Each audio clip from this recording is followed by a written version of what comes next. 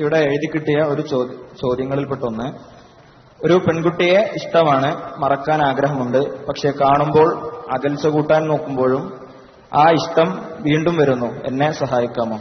അതോടൊപ്പമുള്ള മറ്റൊരു, പെൺകുട്ടികളുമായി ആരോഗ്യകരമായ സൗഹൃദം കാത്തു സൂക്ഷിക്കുന്നതിൽ തെറ്റുണ്ടോ? ഇസ്ലാമിക വീക്ഷണത്തിൽ ക്ലാസ് മുറിയിൽ ഒരു വിദ്യാർത്ഥിയുടെ യഥാർത്ഥ നിലപാട് ഇപ്രകാരമായിരിക്കണം.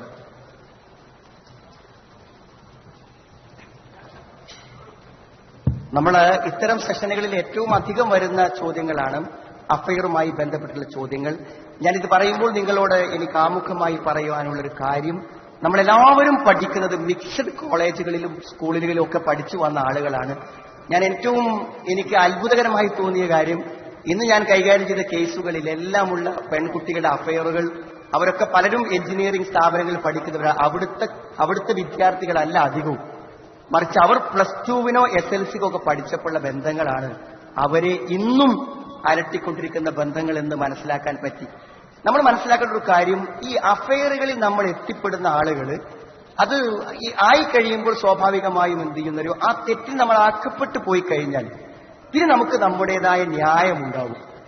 നമ്മൾ എങ്ങനെ സംസാരിച്ചാലും നമ്മൾക്ക് അതിനെ കൗണ്ടർ ചെയ്യാവുന്ന ന്യായങ്ങൾ അവർ നമ്മളോട് പലപ്പോഴും പറഞ്ഞുകൊണ്ടിരിക്കും. ഒന്നാമത്തെ ന്യായം എന്താ വെച്ചാൽ, ഏത് അഫയറും ആരംഭിക്കുന്നത് ഓൺലി ഒരു ഫ്രണ്ട്ഷിപ്പ്, അത് കഴിഞ്ഞാൽ ബെസ്റ്റ് ഫ്രണ്ടാണ് അടുത്ത സ്റ്റേജ്, ബെസ്റ്റ് ഫ്രണ്ട് അതാണ്. അത് കഴിഞ്ഞാൽ അടുത്ത സ്റ്റേജിലേക്ക് എത്തുമ്പോഴേക്കും എന്ത് ചെയ്യുന്നറിയോ, അത് അവർ തമ്മിൽ ശരിക്കും വാങ്ങുവിളിക്കും. ബാങ്ക് നേരത്തെ കഴിഞ്ഞു പോയിട്ടുണ്ട് കേട്ടോ, കുറച്ച് വൈകി കൊടുക്കണം ബാങ്ക്.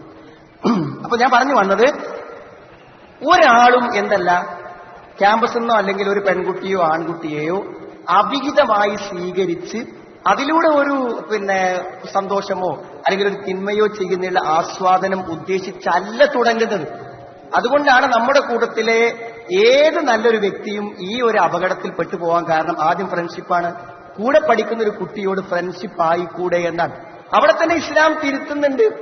ഫ്രണ്ട്ഷിപ്പ് എന്ന് പറഞ്ഞാൽ ഒരു പെൺകുട്ടിയെ സംബന്ധിച്ചിടത്തോളം ഒരു ആൺകുട്ടിയോട് സംസാരിക്കുമ്പോൾ വലാ തഖ്ളഅന ബിൽ ഖൗൽ എന്നാണ്. തന്മയത്വത്തോടുകൂടെ സംസാരിക്കാൻ പറ്റില്ല. അങ്ങനെ സംസാരിക്കുമ്പോൾ എന്താ പ്രശ്നം? ഇവിടെ രണ്ട് മനസ്സുണ്ട്. ആ രണ്ട് മനസ്സിന്റെ പ്രശ്നം നമ്മളൊന്നും ഉദ്ദേശിച്ചിട്ടില്ലെങ്കിലും കേൾക്കുന്ന അപരൻ മനസ്സിൽ എന്തെങ്കിലും തിന്മയുടെ വിചാരങ്ങൾ പയത്തുമാലദീപി കൽവികി മറന്നു, രോഗമുള്ളവന്റെ മനസ്സിൽ എന്തെങ്കിലും തോന്നിക്കഴിഞ്ഞാൽ അവൻ എന്ത് ചെയ്യും? അത് എങ്ങനെയെങ്കിലും സാക്ഷാത്കരിക്കണം എന്നൊരു മനോഗതിയിലേക്ക് എത്തും. പിന്നെ നമ്മൾ വിചാരിക്കുന്ന എല്ലാ നിയന്ത്രണങ്ങളും വിട്ടുപോകും. പലപ്പോഴും അഫയറിൽപ്പെട്ട ആളുകളോട് പിൻവാങ്ങണമെന്ന് പറയുമ്പോൾ അവർ വളരെ സങ്കടത്തോടുകൂടിയും വിഷമത്തോടുകൂടിയും കണ്ണിൽ വെള്ളം നിറക്കുന്നത് കാണുമ്പോൾ ഞാൻ ചിന്തിച്ചു പോകാനൊരു കാര്യം, എന്തോ ലോകത്ത് ഇവൾ സ്നേഹിക്കുന്ന ഈ വ്യക്തിക്ക് എന്തോ മറ്റാർക്കുമില്ലാത്ത എന്തൊക്കെയോ സവിശേഷതകളുണ്ട്, അതുകൊണ്ട് അയാളെ എനിക്ക് വിട്ടുപോകാൻ പറ്റൂല എന്ന് പറയുന്ന പോലെയാണ് പലപ്പോഴും അവിടെ സംസാരങ്ങൾ നമുക്ക് തോന്നുന്നത്. സുഹൃത്തുക്കളെ, ഒന്നുമില്ല ഇതിൽ. ഒരു ഓപ്പോസിറ്റ് സെക്സിനോട് എന്തെങ്കിലും മനസ്സിൽ തോന്നുക എന്നുള്ളതിൽ എന്താ ഉള്ളത്? ഞാൻ പറഞ്ഞ അതൊരു ജീവശാസ്ത്രപരമായ കാര്യം മാത്രമാണ്, ഒരു ബയോളജിക്കലായ കാര്യം മാത്രമാണ്. ഒരാൾ സംസാരിക്കുമ്പോൾ അതിലൊരു ആകർഷണീയത തോന്നുക എന്നുള്ളത് അതൊരു ഭയങ്കര സംഭവമായിട്ട് പറഞ്ഞ് എനിക്ക് വാപ്പ പോയാലും ഉമ്മ പോയാലും ആര് പോയാലും പ്രശ്നമില്ല എന്നൊക്കെ പറയുമ്പോൾ എന്തോ ആണെന്ന് തോന്നിപ്പോവും. അതിലൊരു സംഗതി ഇല്ല. സാധാരണഗതിയിൽ എന്താ അറിയോ, നമ്മൾ അകപ്പെട്ടു പോകുന്ന ഒരു കാര്യമാണ്. ഇതിന്റെ ഒരു തത്വം നമ്മൾ പറയാറുണ്ട്. സാധാരണഗതിയിൽ വിവാഹം കഴിച്ചു കഴിഞ്ഞാൽ ചെറിയ സാഹചര്യങ്ങളെ കൊണ്ടൊന്നും അവരെന്തായിരുന്നു ഭാര്യയെ ഉപേക്ഷിച്ച് ഭർത്താവിനെ ഉപേക്ഷിച്ച് ഭാര്യയോ പോകരുത്. അതിന് അള്ളാഹു വെച്ച പ്രകൃതിപരമായ ഒരു ബന്ധമാണ് യഥാർത്ഥത്തിൽ ഭാര്യ ഭർത്താക്കന്മാർ തമ്മിലുള്ള മാനസിക ബന്ധം. വജഅല ബൈനക്കും മവദ്ദത്തൻ വറഹ്മ. അത് അള്ള തന്ന തികച്ചും നമുക്ക് ഒന്ന് നിർവചിക്കാൻ പറ്റാത്ത ഒരു സ്നേഹം നമ്മുടെ മനസ്സിൽ മറ്റൊരാൾക്ക് പറഞ്ഞു കൊടുത്താൽ പറ്റൂല. അഫെയറിലുള്ള ഒരാൾക്ക് തന്റെ അഫെയറിനോട് തോന്നുന്ന ആ സ്നേഹം മാതാപിതാക്കൾക്ക് പറഞ്ഞ് മനസ്സിലാക്കി കൊടുക്കാൻ പറ്റൂല. അത് അള്ളാഹു വെക്കുന്ന ഒരു സ്നേഹമാണ്. പക്ഷേ അത് വിഹിതമായ ലീഗലായ വിവാഹത്തിലൂടെയാണ് വേണ്ടത്. ഇപ്പൊ ഭർത്താവിന് തൊലി നിറച്ചും മാരകമായ ഒരു അസുഖം വന്നു വിചാരിക്കാം, കണ്ടാൽ അറപ്പുളവാക്കുന്നുണ്ട്, എന്തായാലും ഭാര്യ ഉപേക്ഷിച്ച് പോവില്ല. അവൾക്ക് അയാളെ പരിചരിക്കുന്നതിൽ അവൾ ആത്മസംതൃപ്തി കണ്ടെത്തും. അതാണ് സ്നേഹം. അതിനുവേണ്ടി വെച്ചതാണ് അള്ളാഹു സ്നേഹം. പിന്നെ അടുക്കളയിൽ പാചകം ചെയ്യുമ്പോൾ എന്ത് ചെയ്തു, വെള്ളം വീണോ തീ കത്തിയോ മുഖം വിരൂപമായാലും ആ ഭാര്യയെ ഭർത്താവ് ഉപേക്ഷിക്കില്ല. കാരണം അതിനു വേണ്ടി വെച്ചൊരു സ്നേഹത്തെ നമ്മൾ എന്ത് ചെയ്യും, അവിഹിതമായി ഏറ്റെടുക്കാൻ. ക്യാമ്പസിൽ തന്റെ സമപ്രായത്തിലുള്ള, പ്രായം കുറഞ്ഞ, അല്ലെങ്കിൽ ഭാര്യയും കുട്ടികളുള്ള, അല്ലെങ്കിൽ ഏതെങ്കിലും ലോകത്ത് കിടക്കുന്ന ഒരാളെ നമ്മൾ ഭർത്താവായും അല്ലെങ്കിൽ ഭാര്യയായി മനസ്സിൽ സങ്കല്പിക്കുന്ന നിമിഷം നമ്മളിൽ ആ സ്നേഹം വരികയാണ്. ആ സ്നേഹം വന്നു കഴിഞ്ഞാലോ ആരുപദേശിച്ചാലും ആര് പറഞ്ഞാലും കേൾക്കൂല.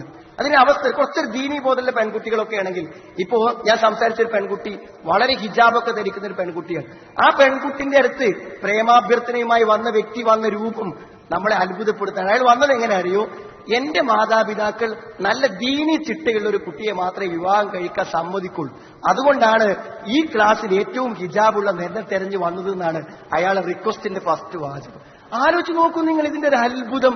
ഞാൻ പറഞ്ഞത് എന്ത് ദീനാണെന്ന് നമുക്ക് മനസ്സിലാവുള്ളൂ. എന്ത് ദീനാണെന്ന് ഒരു മാന്യമായി വേഷം ധരിച്ച ഒരു പെൺകുട്ടിയെ പോലും ക്യാമ്പസിൽ സ്വൈരമായി വന്നു പോകാൻ അനുവദിക്കാത്ത അത്രയും വൃത്തികെട്ട ഒരു മനസ്സുള്ളവൻ എത്ര വലിയ സദാചാരത്തിന്റെ ആത്മീയ പുരുഷനായിട്ടാണ് രംഗപ്രവേശനം ചെയ്യുന്നത്. ഞാൻ പറഞ്ഞു, എല്ലാവർക്കും അവരുടേതായ ന്യായങ്ങളുണ്ട്.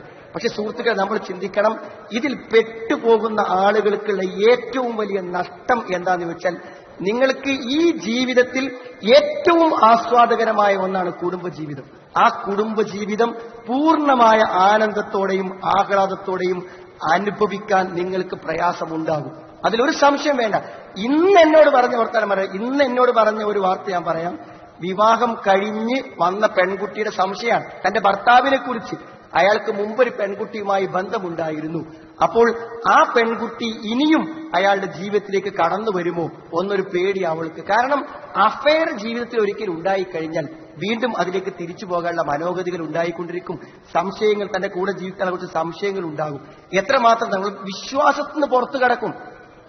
നമ്മൾ തൽക്കാലം ഫ്രണ്ട്ഷിപ്പ് ഉണ്ടായാലും നമ്മുടെ അന്യമതസ്ഥനോടാണെങ്കിലോ ആ മതം സ്വീകരിച്ചാലും എനിക്ക് അയാളെ വേണമെന്ന് തീരുമാനിച്ച് എത്ര ആളുകൾ ഇസ്ലാമെന്ന് പുറത്തു പോയിട്ടുണ്ട്, മാതാപിതാക്കളെ നഷ്ടപ്പെട്ടു പോയിട്ടുണ്ട്, ജീവൻ നഷ്ടപ്പെടുത്തി കളഞ്ഞിട്ടുണ്ട്.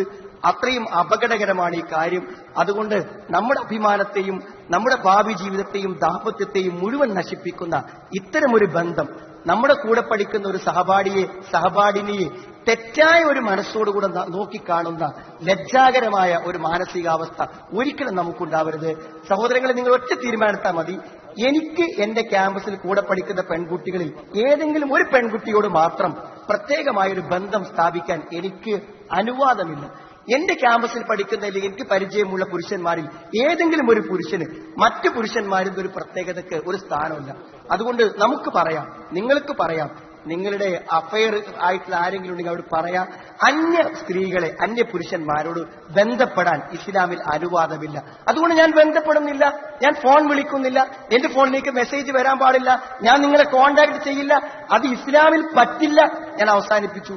അപ്പൊ നീ എന്നോട് വിവാഹം കഴിക്കുമെന്ന് പറഞ്ഞതോ ഭാവി വാഗ്ദാനങ്ങളോ അതോടെ കുറിച്ചൊക്കെ പറയണം. ഇസ്ലാം പറ്റില്ലെന്ന് പറഞ്ഞ കാര്യം ഞാൻ തീരുമാനിച്ചു കഴിഞ്ഞു.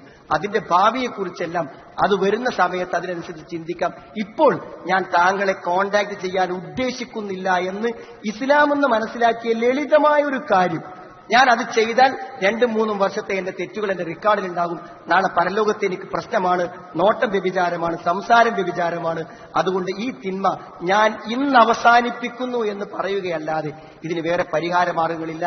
നിങ്ങളുടെ കുടുംബജീവിതവും മാതാപിതാക്കളുമായുള്ള ബന്ധവും നിങ്ങളുടെ അഭിമാനവും നിങ്ങളുടെ ജീവിതത്തിന്റെ സന്തോഷവും നിങ്ങളുടെ പഠനവും എല്ലാം നശിപ്പിച്ച് കളയുന്ന ഈ അവിഹിതങ്ങളെ ഉപേക്ഷിക്കാൻ നിങ്ങൾ തീരുമാനിക്കണമെന്നാണ് ഈ സന്ദർഭത്തിൽ എനിക്ക് പറയാനുള്ളത്. സമാനമായ ചോദ്യങ്ങളാണ് ഇതുമായി ബന്ധപ്പെട്ടതെല്ലാം നമുക്ക് വരുന്നത്. നമ്മുടെ ജീവിതത്തെ വലിയൊരു അപകടത്തിലേക്ക് നയിക്കും. എനിക്കറിയാം, പ്രോഫ്കോൺ കഴിഞ്ഞു പോകുന്ന എത്രയോ വിദ്യാർത്ഥിനികൾ കണിശമായ തീരുമാനങ്ങൾ അവരെടുക്കാറുണ്ട്. ആ തീരുമാനം അവർ ജീവിതത്തിൽ നടപ്പിലാക്കാറുണ്ട്. പല ആളുകൾക്കും ഒരു ജീവിതം തിരിച്ചു കിട്ടിയത് ഇത്തരം ഇന്ററാക്ഷൻ സെഷനുകളിൽ നിന്നാണെന്ന് കഴിഞ്ഞ കാലത്തെ അനുഭവങ്ങൾ നമ്മളോട് പറയുന്നു. ഇത് മാറി ചിന്തിക്കുവാനും ആ തെറ്റായ അവിഹിത ബന്ധങ്ങളെ അവസാനിപ്പിക്കുവാനും നല്ല ഒരു മനസ്സോടെ ജീവിക്കുവാനും അള്ളാഹു നമുക്ക് അനുഗ്രഹം പ്രദാനം ചെയ്യുമാറാണ്.